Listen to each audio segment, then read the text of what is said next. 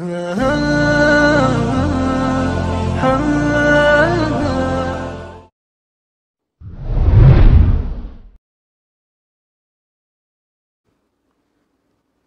پہلا جیش تھا دنیا میں افواج الہی کا، جسے اعلان کرنا تھا خدا کی بادشاہی کا۔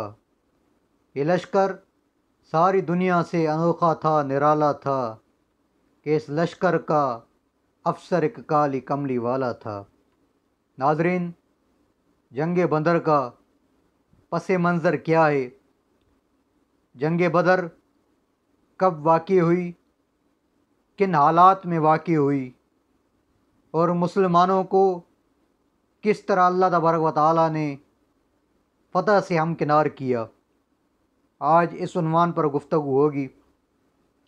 سب سے پہلے جنگ بدر کا پس منظر، رسول اللہ صلی اللہ علیہ وسلم اور آپ صلی اللہ علیہ وسلم کے صحابہ کو جب تکالیف دی گئی، پریشانیاں دی گئی مکہ کے اندر، اور حد سے زیادہ ان پر ظلم و تشدد کیا گیا، تو امام الانبیاء اور صحابہ کرام کو اللہ تبارک و تعالیٰ نے ہجرت کا حکم دیا۔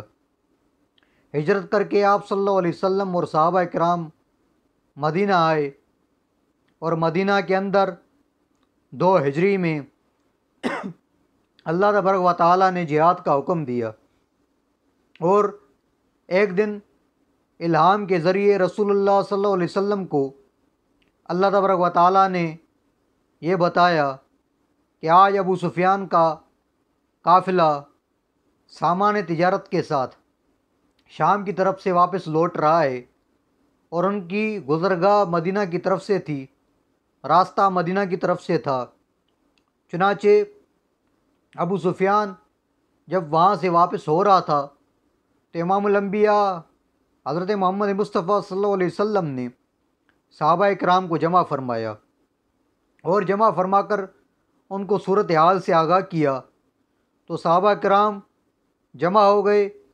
تقریباً اس وقت 150 کے قریب صحابہ کرام جمع ہوئے، اور اس طرح چلتے چلتے 313 کا لشکر بن گیا۔ یہ جب آگے چل کے کچھ راستہ آگے پہنچے تو ابو سفیان کو پتہ چلا مدینہ سے رسول اللہ صلی اللہ علیہ وسلم اپنے جانثاروں کے ساتھ نکلے ہیں۔ اس نے ارجنٹ اور جلدی میں اپنا ایک قاصد مکہ کی طرف بھیجا، اور مکہ والوں کو بتایا کہ اپنے سامان تجارت کی حفاظت کرو اور اپنے سامان کا بچاؤ کرو، محمد مصطفیٰ اور اس کے صحابہ تمہارا قافلہ لوٹ لیں گے، ہم سے مال و متاع چھین لیں گے۔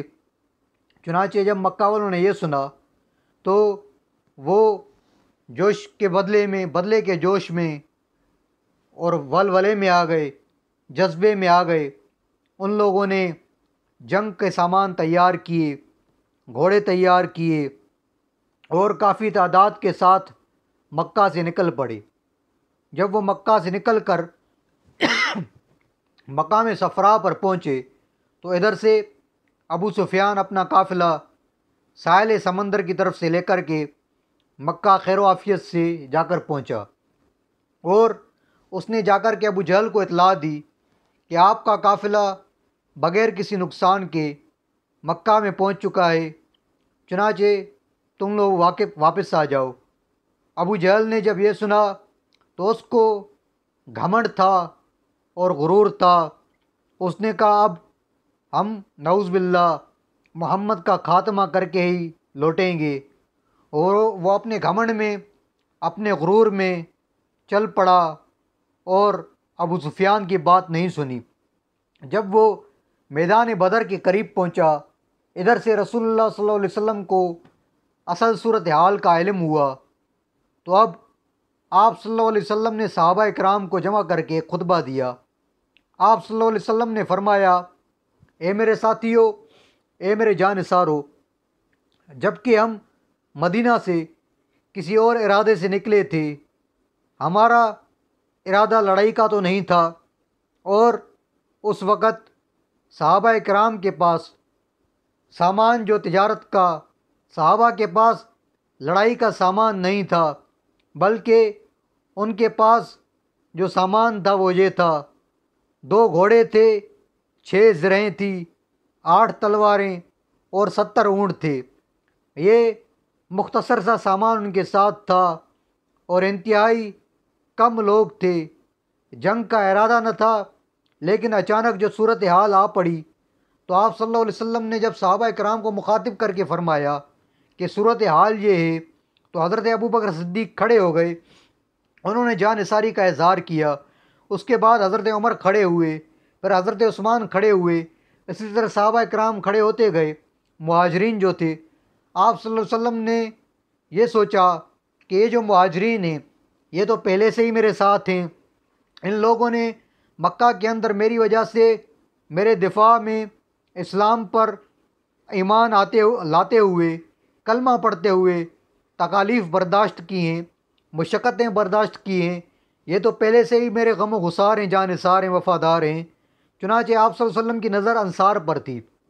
انصار میں سے حضرت مقداد بن اسود رضی اللہ عنہ اٹھے اور انہوں نے تاریخی خطبہ دیا۔ انہوں نے کہا: یا رسول اللہ صلی اللہ علیہ وسلم، ہم حضرت موسیٰ علیہ السلام کے صحابہ کی طرح، ان کے ساتھیوں کی طرح نہیں ہیں کہ انہوں نے حضرت موسیٰ علیہ السلام کو کہا تھا: انت وربک فقاتلا انا ہاہنا قاعدون، کہ آپ جا کر اور آپ کا رب جا کر کے لڑیں، ہم تو یہیں بیٹھے ہیں۔ حضرت مقداد نے فرمایا: ولاکننا نقاتل، یہ بخاری شریف کے الفاظ ہیں، ان یمین و ان شمال، ہم آپ کے دائیں بھی لڑیں گے، ہم آپ کے بائیں بھی لڑیں گے، ہم آپ کے آگے بھی لڑیں گے، ہم آپ کے پیچھے بھی لڑیں گے۔ جب حضرت مقداد کا یہ جذبہ آپ صلی اللہ علیہ وسلم نے دیکھا تو فرط مسرت سے، خوشی سے آپ صلی اللہ علیہ وسلم کا چہرہ دمک اٹھا۔ اس کے بعد انصار کے سردار حضرت سعد بن عبادہ رضی اللہ عنہ کھڑے ہوئے اور انہوں نے انتہائی بلیغانہ انداز میں تقریر کی۔ انہوں نے فرمایا: یا رسول اللہ صلی اللہ علیہ وسلم، ہم نکلے تو کسی اور ارادے سے تھے، لیکن جو صورتحال ہمارے سامنے ہے، اس صورتحال میں آپ بے فکر ہو جائیں، آپ اطمینان رکھیں، ہم نے آپ کا ساتھ دیا ہے، ہم نے آپ کی جاں نثاری میں، آپ کی وفاداری میں آپ کا ساتھ دیا ہے۔ آج بھی اگر آپ ہمیں حکم کریں گے کہ سمندر میں کودنا ہے تو ہم آپ کے اشارے کی دور ہوگی، ہم کود پڑیں گے، آپ کا اشارہ ہوگا، ہم سمندروں میں بھی کود جائیں گے، دریاؤں میں بھی کود جائیں گے، پہاڑوں سے چھلانگیں لگا لیں گے، جس طرح آپ کا حکم ہوگا ہم اسی طرح حکم کی بجا آوری کریں گے۔ جب آپ صلی اللہ علیہ وسلم نے اپنے جاں نثاروں کا جذبہ دیکھا تو انتہائی خوش ہوئے۔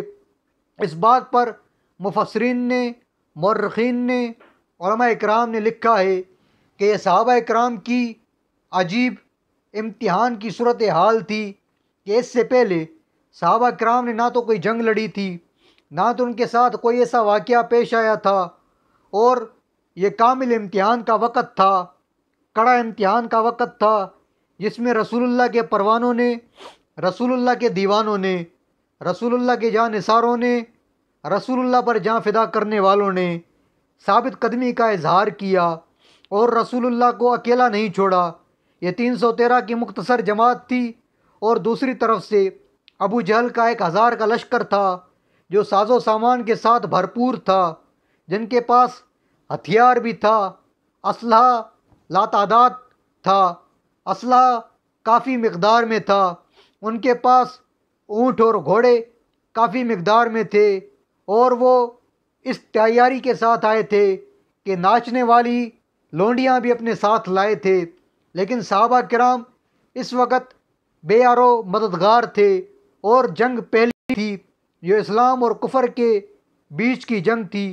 صحابہ کرام کو یہ بھی اندازہ نہیں تھا کہ آیا ہماری اس جنگ میں کوئی مدد ہوگی، کوئی نصرت ہوگی، اللہ تبارک و تعالیٰ کی طرف سے یہ بھی امداد ہوگی، کیونکہ مکہ کے اندر 13 سال تک صحابہ کرام نے مشقت کو، تکالیف کو برداشت کیا تھا مشرکین کی طرف سے، ان کو اس طرف کا بھی خیال نہیں تھا، پھر بھی انہوں نے اپنی جاں کی بازی لگاتے ہوئے، اپنے سر پر کفن باندھتے ہوئے رسول اللہ کے آگے، رسول اللہ کے دفاع میں اسلام کی خاطر، دین کی خاطر کھڑے ہو گئے اور انہوں نے عرض کیا یا رسول اللہ ہم مقابلے کے لیے تیار ہیں۔ چنانچہ امام الانبیاء نے صحابہ کرام کو حکم فرمایا کہ آج رات کو آرام سے سو جاؤ، انشاءاللہ کل جنگ کی شروعات ہوگی۔ یہ سن 2 ہجری تھا، جس وقت صحابہ کرام مکہ سے مدینہ سے نکلے تھے۔ اس وقت رمضان المبارک شروع ہو چکا تھا اور 17 رمضان المبارک کو یہ جنگ شروع ہوتی ہے۔ رمضان کا مہینہ تھا، صحابہ کرام کے پہلے روزے تھے اور روزے اس وقت فرض ہوئے تھے۔ یہ بے شمار صحابہ کرام کی کرامات کہیے یا ان کی بے مثال ثابت قدمی کہیے، پھر بھی وہ رسول اللہ کی جان نثاری میں رہے۔ چنانچہ اس رات میں رسول اللہ صلی اللہ علیہ وسلم ساری رات عبادت کرتے رہے، اللہ تبارک و تعالیٰ کی طرف رجوع کرتے رہے، اللہ کی بارگاہ میں ہاتھ پھیلا کر دعائیں مانگتے رہے۔ جب صبح ہوئی دونوں طرف کے لشکروں نے تیاری شروع کر دی اور اس وقت میں رسول اللہ اپنے عریش میں تشریف فرما ہیں۔ عریش ایک کھجور کے پتوں سے بنایا گیا چھپر تھا جس میں رسول اللہ تشریف فرما تھے، اور باہر سے پہرے دار حضرت سعد رضی اللہ عنہ تھے۔ آپ صلی اللہ علیہ وسلم نے حکم فرمایا تھا سوائے ابو بکر کے اور کوئی بغیر اجازت کے اندر نہیں آ سکتا۔ چنانچہ جب صبح کو کافی دیر ہو گئی، حضرت ابو بکر نے سوچا کہ میں جا کر کے رسول اللہ کو اپنے عریش میں دیکھوں تو صحیح، آپ صلی اللہ علیہ وسلم کا کیا حال ہے۔